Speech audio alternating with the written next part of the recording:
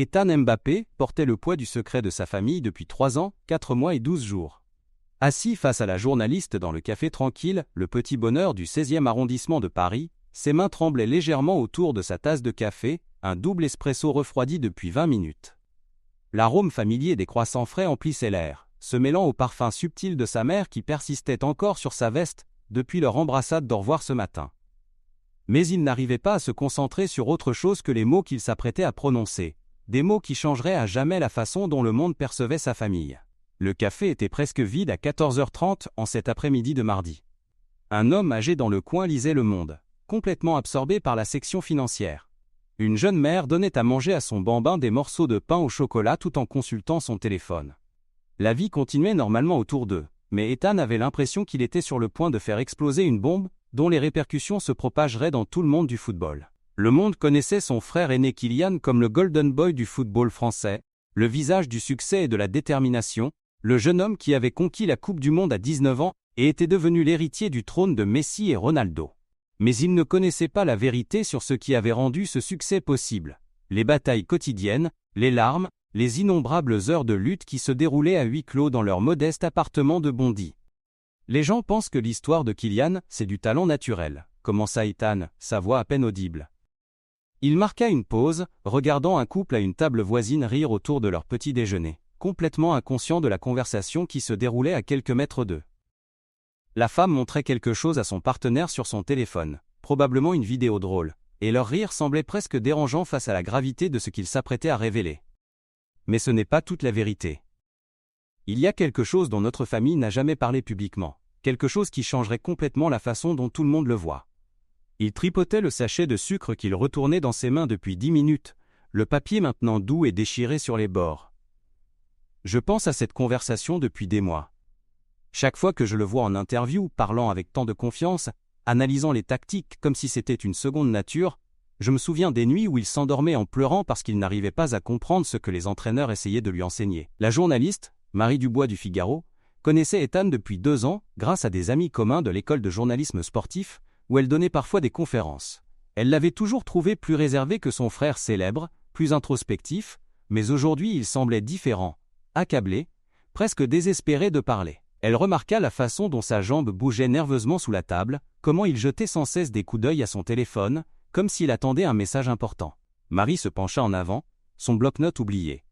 Elle s'attendait à une interview de routine sur la vie de famille, peut-être quelques anecdotes sur le fait de grandir avec un prodige du football. Au lieu de cela, elle se trouvait témoin de ce qui ressemblait à une confession. « Que veux-tu dire, Ethan » demanda-t-elle doucement, sa voix prenant le ton prudent qu'elle utilisait lors d'interviews avec des survivants de traumatisme. Ethan prit une inspiration tremblante, ses yeux fixés sur le sol carrelé du café. Les carreaux étaient noirs et blancs, disposés en damier qui lui rappelaient les exercices visuels que Dr. Laurent avait utilisés avec Kylian des années auparavant. Quand Kylian avait 15 ans, juste au moment où il commençait à être remarqué par les recruteurs professionnels de Clairefontaine, il a été diagnostiqué avec une dyslexie sévère et des troubles du traitement de l'information. C'était le 23 octobre 2014. Je me souviens de la date parce que c'était le lendemain de son anniversaire, et nous venions de finir de célébrer ce que nous pensions être le début de sa carrière professionnelle. Il marqua une pause, sa voix se brisant légèrement. La neurologue que nous avons vue, Dr. Catherine Moreau à l'hôpital Necker, elle était très directe. Brutalement honnête en fait. Elle a dit que Kylian aurait des difficultés avec la lecture, la compréhension et le traitement d'informations complexes pour le reste de sa vie. Elle nous a montré des scanners du cerveau, pointant les zones où les voies neuronales étaient différentes des schémas typiques. Marie sentit un frisson parcourir son dos. Elle avait interviewé Kylian plusieurs fois au fil des années, avait toujours été impressionnée par ses réponses articulées, sa capacité à analyser des situations tactiques complexes en français, anglais et espagnol. Elle se souvenait d'une interview particulière où il avait décortiqué la stratégie de Ligue des Champions du PSG, avec la précision d'un maître d'échecs. Le médecin a recommandé qu'il envisage une formation professionnelle au lieu de poursuivre des carrières exigeantes, continua Ethan, sa voix devenant plus forte mais ses mains tremblant toujours. Elle a dit que le football pourrait aller comme passe-temps, mais que les exigences mentales du sport professionnel, la stratégie, la pression, les responsabilités médiatiques, seraient trop lourdes pour quelqu'un avec sa condition. Elle a même suggéré la menuiserie ou la mécanique, quelque chose de plus concret. Le poids de cette révélation était stupéfiant. Marie pensait aux conférences de presse auxquelles elle avait assisté. regardant Kylian répondre à des questions complexes sur les formations tactiques, la chimie d'équipe et les approches stratégiques, avec la facilité de quelqu'un qui était né pour cela. Marie se recula dans sa chaise, sa contenance professionnelle vacillant. Comment a-t-il réagi au diagnostic? C'est là qu'on voit qui est vraiment Kylian, dit Ethan, croisant enfin son regard. Pour la première fois de leur conversation, un petit sourire joua au coin de ses lèvres. La plupart des adolescents de 15 ans auraient été dévastés. Je sais que j'aurais été. Mais Kylian est resté assis là, dans le bureau du docteur Moreau, écoutant chaque mot, posant des questions sur les voies neuronales et les vitesses de traitement, comme s'il se préparait pour un examen. La voix d'Ethan devint plus forte alors qu'il continuait. Quand elle a fini d'expliquer tout, il a regardé nos parents. Maman pleurait, papa fixait le sol, et il a dit « D'accord, alors je vais devoir travailler plus dur que tout le monde. » Ce n'est pas nouveau. Comment on commence comme ça? Pas d'apitoiement, pas de colère, juste un mode de résolution de problèmes immédiats. Il se pencha en avant, son enthousiasme commençant à prendre le dessus sur sa nervosité. Mais voilà ce que les gens ne comprennent pas. Ce n'était pas juste une question de travailler plus dur. La dyslexie rendait tout 10 fois plus difficile. Quand les autres joueurs pouvaient lire un diagramme tactique en 5 minutes, Kylian avait besoin de 2 heures. Quand les entraîneurs expliquaient des stratégies complexes pendant les réunions d'équipe, il devait tout enregistrer sur son téléphone et l'écouter 5 ou 6 fois plus tard. Le bruit de fond du café semblait s'estomper, alors que Marie s'accrochait à chaque mot. Comment a-t-il réussi à cacher cela à tout le monde dans le monde du football? Oh, les longueurs auxquelles nous sommes allés, dit Ethan en secouant la tête. À Monaco, quand il n'avait que 17 ans, l'entraîneur Leonardo Jardim distribuait des feuilles tactiques avant les matchs. Pendant que les autres joueurs y jetaient un coup d'œil désinvolte, Kylian s'excusait pour aller aux toilettes et passait 20 minutes avec une loupe et des stylos colorés, décomposant chaque élément. Il sortit son téléphone et montra à Marie une photo qui la fit sursauter. C'était un diagramme tactique, mais cela ressemblait plus à une œuvre d'art. La page était couverte de différents surligneurs colorés, de flèches, de symboles et de notes manuscrites en plusieurs langues. C'est de sa première saison au PSG, expliqua Ethan. Chaque page d'information tactique ressemblait à cela. Rouge pour les mouvements défensifs, bleu pour les courses offensives, jaune pour les options de passe, vert pour son rôle spécifique. Il a développé tout un système de codage couleur qui lui prenait des heures à compléter pour chaque match. C'est là qu'intervient notre famille, expliqua Ethan, sa voix se remplissant d'émotion. Maman et papa ne l'ont pas seulement soutenu. Ils ont complètement restructuré leur vie. Papa a pris une deuxième hypothèque sur notre maison pour payer les tuteurs spécialisés. Nous avons engagé Dr. Sophie Laurent, l'une des principales spécialistes françaises des troubles d'apprentissage, mais ces séances coûtaient 150 € chacune. 3 fois par semaine, pendant 4 ans. Cela fait plus de 90 000 € juste pour le tutorat. Les yeux de Marie s'écarquillèrent. Elle savait que la famille Mbappé n'était pas riche avant le succès de Kylian. Papa a commencé à conduire pour Uber la nuit après ses séances d'entraînement, juste pour payer les traitements, continua Ethan. Maman a pris des heures supplémentaires à l'hôpital où elle travaillait comme kinésithérapeute. Ils ne se sont jamais plaints, n'ont jamais fait sentir à Kylian qu'il était coupable du fardeau financier. Ils ont juste fait ce qui devait être fait. Il marqua une pause, se ressaisissant. Je me souviens d'une nuit en décembre 2015, je l'ai trouvé en train de pleurer dans sa chambre. Il avait 17 ans, venait de signer avec Monaco, et il tenait un manuel de tactique que Thomas Tuchel lui avait donné à étudier. Les pages étaient couvertes de différents surligneurs colorés, de post-it, de dessins, tout ce qui pouvait l'aider à comprendre ce qui venait naturellement aux autres joueurs. La voix d'Ethan devint plus douce. Le manuel parlait de déclencheurs de pressing et de transition défensive. Des concepts que la plupart des joueurs professionnels comprennent intuitivement. Mais Kylian travaillait sur ces 12 pages depuis 6 heures d'affilée. Ses yeux étaient rouges de fatigue, sa main était crispée à force de prendre des notes, et il était épuisé. Marie sentit un nœud se former dans sa gorge. « Qu'as-tu fait ?» Je me suis assis avec lui, et nous l'avons lu ensemble. Page par page, mot par mot. Je lisais le texte à voix haute, et il dessinait des diagrammes pour aider à visualiser les concepts. S'il était confus, nous décomposions en parties plus petites, parfois mimant les mouvements dans notre petite chambre. Ethan sourit au souvenir. Maman nous trouvait à 2 heures du matin, allongés sur le sol avec des magazines de football étalés partout, utilisant des figurines pour démontrer les formations défensives. C'est devenu notre routine, continua-t-il. Chaque soir après l'entraînement, nous nous asseyions à la table de la cuisine. Maman faisait du chocolat chaud, toujours avec des marshmallows supplémentaires pour Kylian, parce qu'elle disait que le sucre aidait son cerveau à se concentrer. Et nous passions en revue les vidéos tactiques, les analyses de match, même des choses simples comme lire les contrats ou les accords de parrainage. Ce qui prenait 30 minutes aux autres joueurs nous prenait 3 heures, parfois plus. Marie commençait à comprendre l'ampleur du sacrifice de la famille. Comment avez-vous réussi à garder ce secret vis-à-vis des médias? Kylian était paranoïaque à ce sujet, admettait. Il nous a tous fait signer un pacte familial. Littéralement l'a écrit sur papier et nous a tous fait signer que nous ne dirions jamais à personne sa dyslexie jusqu'à ce qu'il soit prêt. Il était terrifié à l'idée que si les recruteurs, entraîneurs ou coéquipiers le savaient, ils penseraient qu'il était intellectuellement inférieur, qu'il ne pouvait pas supporter la pression du football professionnel. Le secret ne concernait pas seulement la lutte de Kylian. C'était comment toute la famille Mbappé s'était silencieusement transformée en un système de soutien spécialisé. Leur père Wilfried, qui avait été lui-même entraîneur de football, avait passé tout un été à apprendre sur la dyslexie et les différences de traitement neurologique. Il lisait des revues médicales, assistait à des conférences et avait même suivi des cours en ligne sur la gestion des troubles d'apprentissage.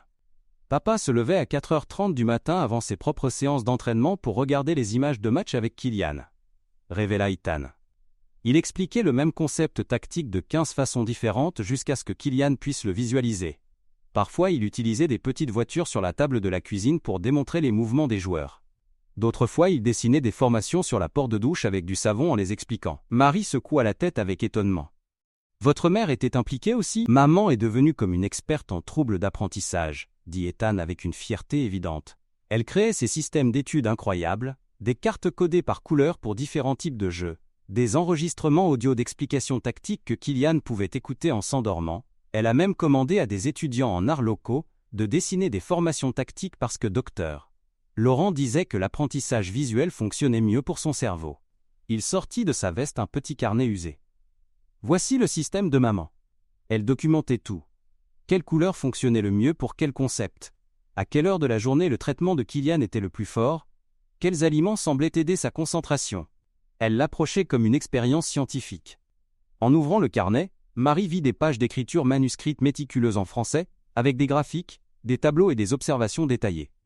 Une page était intitulée « Psychologie des couleurs pour la compréhension tactique » et contenait des notes détaillées sur la façon dont différentes couleurs affectaient la capacité de Kylian à traiter l'information.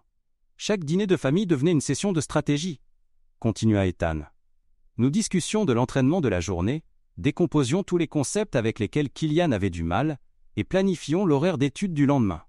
Même notre petite sœur Océane, qui n'avait que 10 ans à l'époque, avait appris à aider.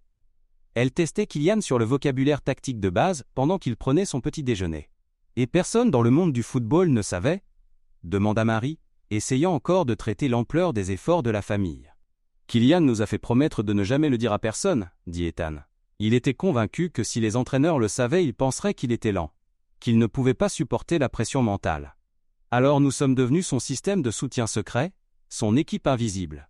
La journaliste regardait l'expression d'Ethan passer de la nervosité initiale à quelque chose ressemblant à la fierté mélangée à l'émerveillement. Mais la partie la plus incroyable était de voir comment ce défi l'a façonné en tant que personne. Parce que tout était plus difficile pour lui, il a développé cette incroyable empathie pour les luttes des autres. Il pouvait repérer quand quelqu'un avait du mal à comprendre quelque chose, même quand ils essayaient de le cacher. Ethan se pencha en avant, sa voix devenant plus animée. Au PSG, quand les jeunes joueurs avaient du mal avec les tactiques ou se sentaient dépassés, Kylian passait du temps supplémentaire avec eux. Il décomposait les jeux complexes en étapes simples, créait des aides visuelles, utilisait les mêmes techniques qui l'avaient aidé. Les autres joueurs pensaient qu'il était juste gentil, mais il partageait en fait les outils qui avaient sauvé sa carrière. Je me souviens que Presnel Kimpembe avait dit aux journalistes que Kylian avait un don inhabituel pour expliquer les concepts défensifs complexes. Continua Ethan. Ce que Kimpembe ne savait pas, c'est que Kylian utilisait des méthodes développées spécifiquement pour les troubles d'apprentissage. Décomposer l'information en plus petits morceaux, utiliser plusieurs sens, créer des associations visuelles. Même avec l'équipe nationale, ajouta Ethan, l'entraîneur Didier Deschamps avait dit un jour à papa que Kylian avait une capacité extraordinaire à aider les joueurs en difficulté à comprendre leur rôle. Il disait que Kylian pouvait prendre l'instruction tactique la plus complexe et la rendre accessible à n'importe qui. Ce que Deschamps ne savait pas, c'est que Kylian utilisait les mêmes techniques qui l'avaient aidé à survivre dans le football professionnel. Marie était stupéfaite. Ce n'était pas le scandale ou la polémique que contenaient habituellement les révélations de célébrités. C'était quelque chose de beaucoup plus profond et profondément humain. une histoire de résilience extraordinaire, de dévouement familial et de transformation d'une faiblesse perçue en force remarquable. « Pourquoi me dis-tu cela maintenant » demanda-t-elle, sa voix douce de respect et de curiosité. L'expression d'Ethan se transforma complètement, le poids qu'il avait porté pendant des années semblant se soulever de ses épaules comme un fardeau physique qu'on retire. « Parce que Kylian me l'a demandé. Après la Coupe du Monde au Qatar, il a dit qu'il était fatigué de se cacher. Il a réalisé que son histoire pouvait aider tant d'enfants qui luttent avec les mêmes défis, des enfants à qui on dit qu'ils ne sont pas assez intelligents, pas assez capables. » Il sortit de sa veste un dossier épais, les bords usés à force de manipulation. Pendant les 18 derniers mois, Kylian a travaillé en secret complet avec des organisations pour troubles d'apprentissage d'enfants à travers la France. Il visite des écoles, rencontre des enfants à qui on a dit qu'ils ne peuvent pas réaliser leurs rêves à cause de la dyslexie ou d'autres différences d'apprentissage. Marie ouvrit le dossier pour trouver des dizaines de photos qui lui coupèrent le souffle. Sur une image, Kylian était assis sur une petite chaise en plastique dans ce qui ressemblait à une salle de classe d'école primaire, entouré d'enfants âgés de 7 à 10 ans. Il aidait une petite fille avec des couettes à prononcer des mots sur une page, son doigt suivant sous chaque syllabe. La concentration sur leurs deux visages était intense. Belle. Sur une autre photo, il était dans un groupe de soutien pour adolescents, entouré d'adolescents qui semblaient défaits, fatigués. Mais Kylian était animé, gesticulant avec enthousiasme, et plusieurs des adolescents souriaient, vraiment souriaient, pour ce qui était peut-être la première fois depuis des mois. Il finance ses programmes lui-même, continua Ethan. Mais plus que cela, il se présente. Chaque semaine, quand il ne voyage pas pour les matchs, il passe du temps avec ses enfants. Il leur enseigne les mêmes techniques qui l'ont aidé. Comment décomposer l'information complexe, comment utiliser les aides visuelles, comment créer des systèmes de mémoire, comment ne jamais abandonner. Les yeux de la journaliste s'écarquillèrent alors qu'elle feuilletait plus de photos. C'est incroyable. Combien d'enfants a-t-il aidé? Plus de 350, directement. Mais les programmes qu'il a financés ont touché des milliers d'autres à travers la France, la Belgique et des parties de l'Afrique. La voix d'Ethan était pleine de fierté et d'émotion. Il y a ce garçon, Lucas Moreau, aucun lien avec notre médecin, à qui on a dit à 9 ans qu'il ne pourrait jamais lire correctement. Ses professeurs ont recommandé qu'il soit déplacé dans une école spéciale pour enfants avec des troubles d'apprentissage sévères. Ethan sortit son téléphone et montra à Marie une vidéo qui lui fit monter les larmes aux yeux.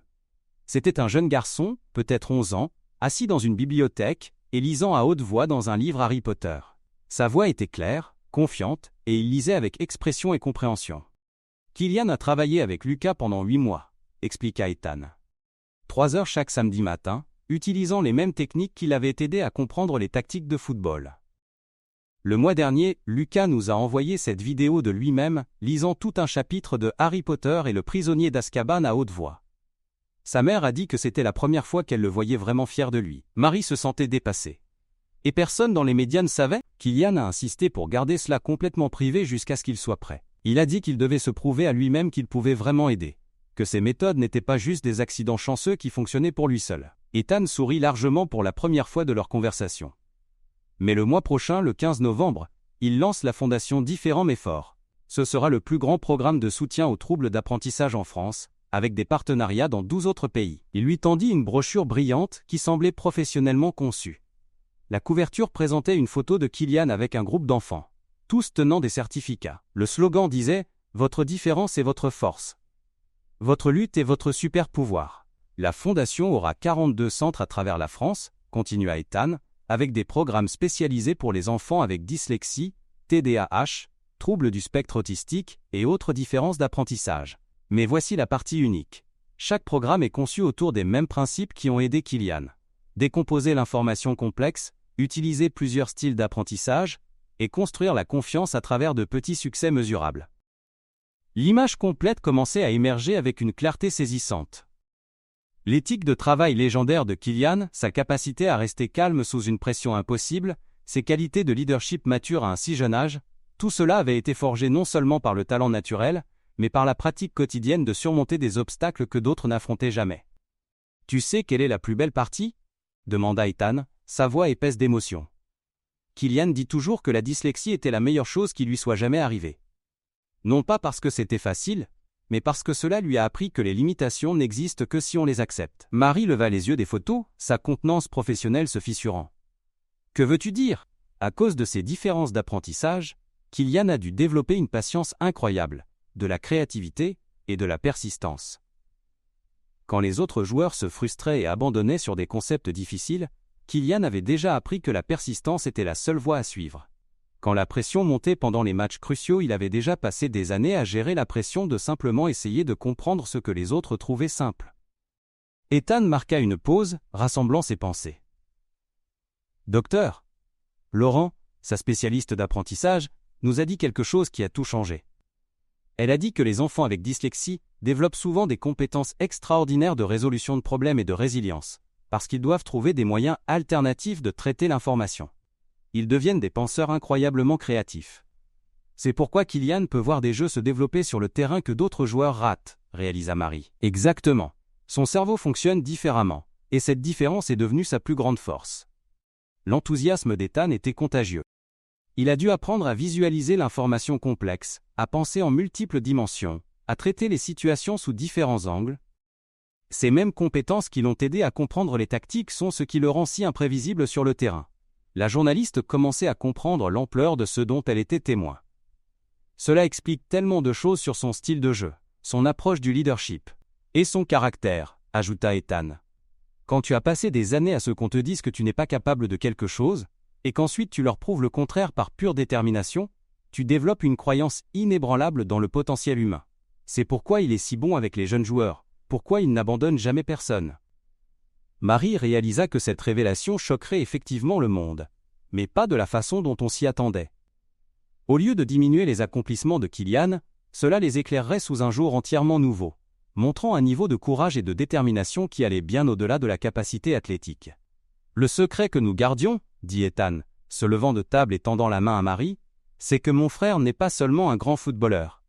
Il est la preuve que quand tu refuses de laisser tes défis te définir, quand tu as des gens qui croient en toi inconditionnellement, et quand tu es prêt à travailler 2 fois plus dur que tout le monde, tu peux accomplir n'importe quoi. Il serra doucement sa main. Mais plus que cela, il est la preuve que nos plus grandes luttes deviennent souvent nos plus grands dons. La dyslexie qui était censée le limiter est devenue la fondation de tout ce qui le rend spécial. Sa créativité, sa résilience, sa capacité à voir des solutions là où d'autres ne voient que des problèmes. Alors qu'Ethan s'éloignait, Marie resta assise avec émerveillement, le dossier de photos encore ouvert devant elle. L'histoire qui choquerait le monde n'était pas un scandale ou une polémique.